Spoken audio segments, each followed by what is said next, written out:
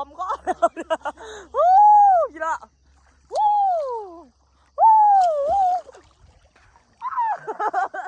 อะไรเป๊ะโจ้สิใช่เนี่ยอะไรเป๊ะก็เหยียบสิหายหัวนี่เอาวู้ไปนักล่าเฮาสบายดีเด้อพ่อแม่พี่น้องสบายดี FC เบิร์ดสุขุสุขคนเลยจ้าตอนนี้น้องใต้ก็มาที่บ้านเป็นที่เรียบร้อย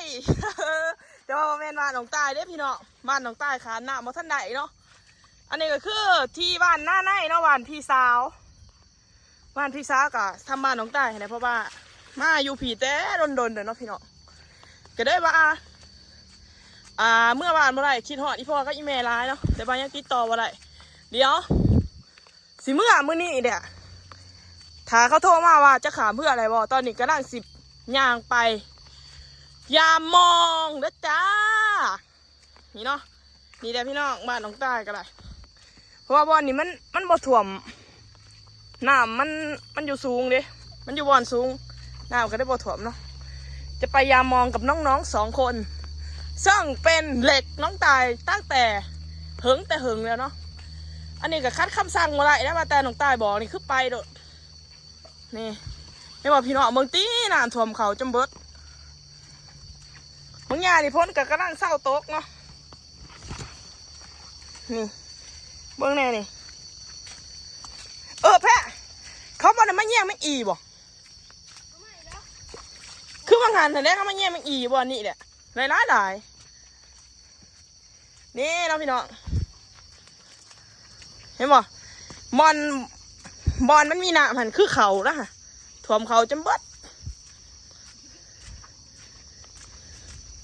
นี่ก็จะเป็นเถียงนา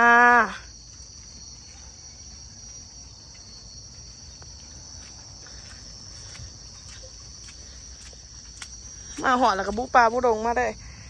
นี่แดนมาเลยเก็บกับบริไซแต่ว่ามันมีความสุขอีกแบบหนึ่งนะพี่น้องเพราะว่าเขาได้อยู่บ้านเขาเอง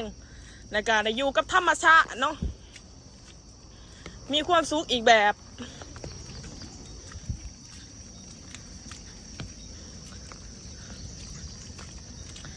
อยู่ไซกับบ่ดื้อบ้านเกิดเมืองเนาะนี่เนาะกระดังที่ยามหม้อ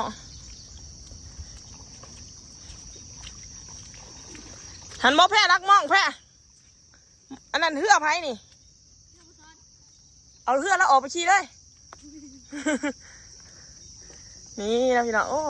เขาใส่หม้องลายเลยก่อนเด็กวะแพ้นี่นะพี่น้องบ่มีปีงเหรอนี่นะเล็กหน่อยบ้านเท่าซ้ำนี่จักหาอยู่หากินได้พี่น้องรู้ว่าเรื่องรู้นี่ที่หนึ่งเนาะผูกมึงเนตี้น่ะ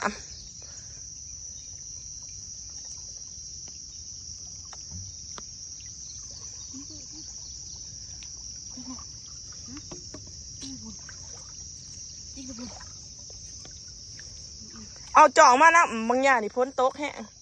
ถ้าบ่มีจ่องนี่ร้อยน้ำแล้วอ้าวแพะสิได้เป็นตะปิอยู่บ่แล้วนี่จักท่านจีกับนี่พี่น้องน้ำแถวนี่แม่นเขาวัดนี่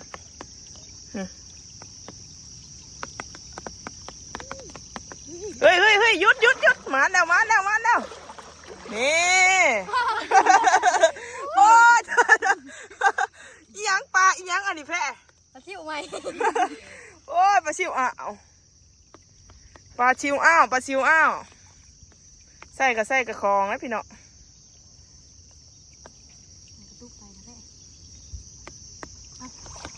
เอาใส่ละคอยยามไปฮะเนี่ยเบาบ่ไหลได้ไปหอดการมันสิมีปลาใหญ่ก็ได้มองยังนี่มองเปาะบ่ได้มองสิจักมองยังหมดจักป้าพี่น้องมึงนะน้ำท่วมเขาแล้วเด้อพี่น้องเลยนี่แหละเนาะปลาซาส้นบ้านเฮาเสียหายย่อนน้ำท่วม เพราะว่าตั้งใจเห็นหน้าลงทุนเห็ดพุ้ยกับเขาตายเบิดอันนี้แมนแถวนู้นโอ้บักบาแพ้บักบาก็บักบาได้นี่มันมาจากอู้บักบาแพ้บักบา ก็คือให้มันใหญ่ ใช่ไปกินไปก็อู้ว้าวเฮ้ยมันแนวนี้เด้แมนบอกว่าแมน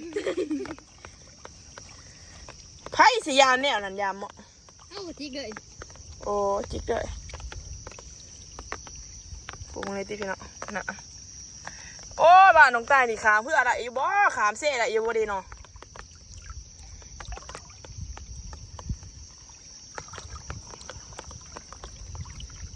เป็นตะป่นอยู่ว่าแพะเป็นตะป่นอะไรอยู่บ่พูนถ้าไปผู้เบื่อมันก็จะเป็นหน้าน้องตายเนาะจักมือไปหาหน่อไม้เนาะเพะเนาะไปว่าไปเอาหน่อไม้ใส่กระสอบเอาเขาไปกินอยู่ป่าได้เนาะไปบ่หำไปเนาะอู้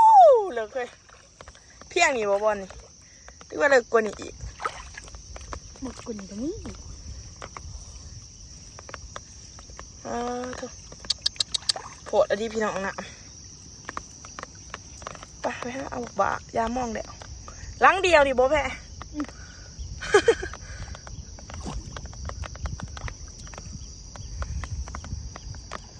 โอ้เห็นบอทางเกิดกับมีเลยเฮ้ย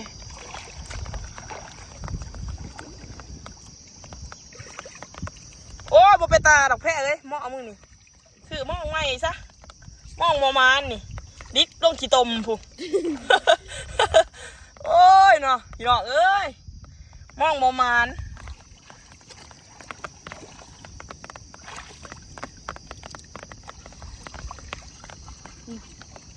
เบิดแต่บ่แพะ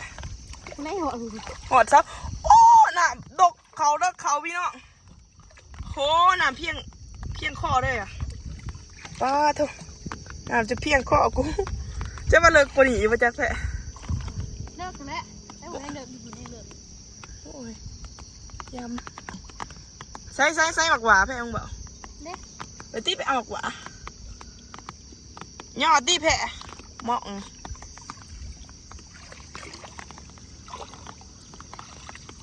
ขวกบุมานโอ้ว่าเป็นน้องกูมาแล้วบอกปลาเอี้ยงใส่ในตู้เย็นค่ะปลายามมองว่ะ ป้าหัวอัน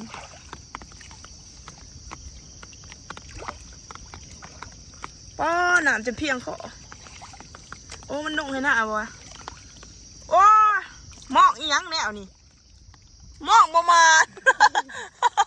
โอ้ยแต่อยากหัวเว้ย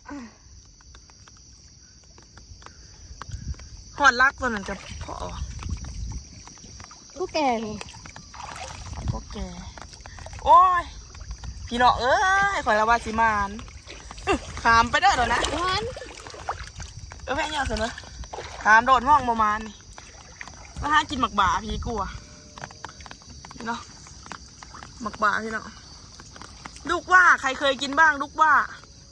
นี่แหละที่น้องใต้แล่นใส่บางครั้งนี่บ้านน้องใต้สามารถกินได้เนี่ยดูกันนี่แต่ว่ามันมีบ่ได้เนาะวันนั้นมีหมากลายปะแพะ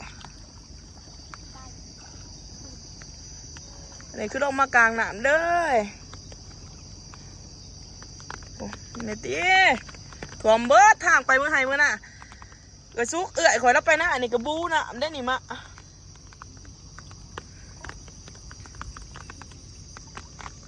อ๋อเถอะโอ้ดูบักบ่า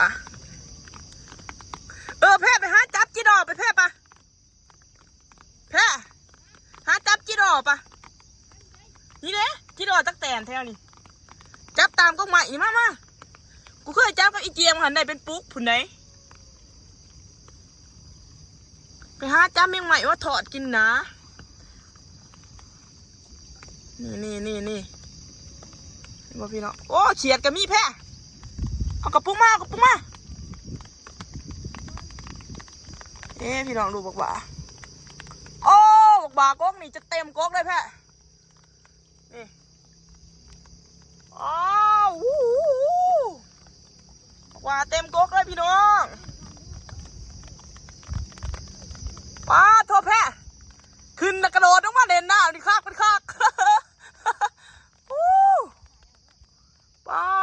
จะเต็มก๊กพี่เนาะนี่เนาะน้ำก็คือถ่วมข้อด้วยบอลหาจับตักแตนก่อนพี่น้องเอ้ยนี่แล้วนะผ่าบรรยากาศบ้านเฮาก็จะประมาณนี้แหละพี่น้องจะมาปีงจับขากูเลยประจักษ์เว้ยบอลไรว่าเขาจับตักแตนตับจีดอนะคือว่าได้ยังนี่การอันบอท่านอันน่ะ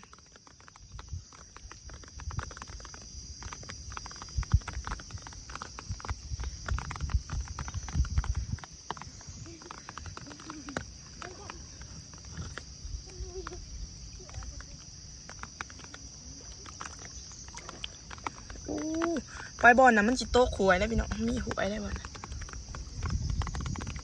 ฝนก็ได้เศร้าตกแล้วโอ้ดูบาลนถมข้อกูเลยบอลนี่แม่ถมข้อเลยวันไหน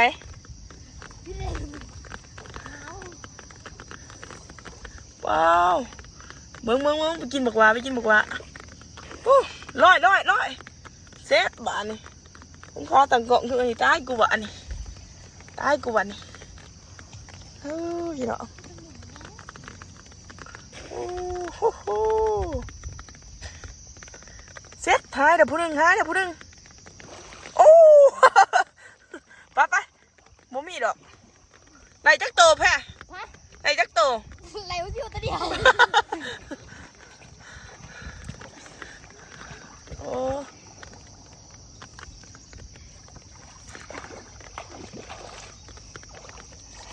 เขาบ่ได้ไปจับจิโร่ป่วะต้องสิมิ ลองให้ได้ อยู่วะไปหาเบิ่งปะแพ้แท้ก็แก่ปะแม่มาพี่ขามาเด้อโดนมองประมาณ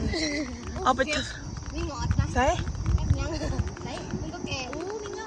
ใส่ดีนี่ก็แก่ ใส่ หันดี โอ้อะไรมันเงาอะไรแห้งแสบไปเท่าไรโตมันแพ้ 3 โตผม โอ้พี่น้อง ขอกินขัวที่มันต่อจิตพี่น้องแม่งเงาเนี่ยแม่งหมากับมี่ฮะเอาแม่งหมาดิเอาบ่เดี๋ยวเงาพี่น้อง 2-3 โตผมเมื่อกี้นี่เดี๋ยวทั้งดุ่มเหมือนตัวหนึ่ง นี่เนาะเงา พอดีมันตัวไผ่ เงามันก็อันนี้ใครเคยกินเนี่ยพี่น้องบ้านคอยทอดได้แม่งอันนี้แม่งอันนั้นกับมี่ เสร็จ แม่งหมากับมี่แม่งหมา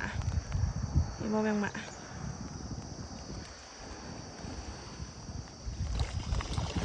ไปเอาว่าแมงหมาแพ้กินได้แต่ว่าแห้งแซ่บไปหาค้อนอีหยังอันมาพี่ว่าต้องไปดอกมาพี่ตีพี่น้องหนา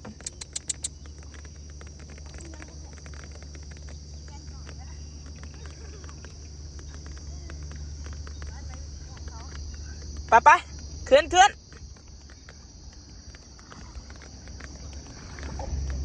โอ้พี่น้องน้ำท่วมข้อแล้ว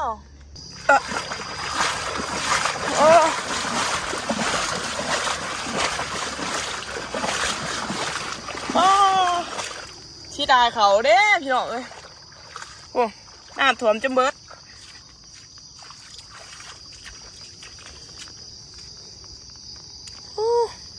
น้ำท่วมเขาจมเบิดเนาะเที่ยงนาน้อย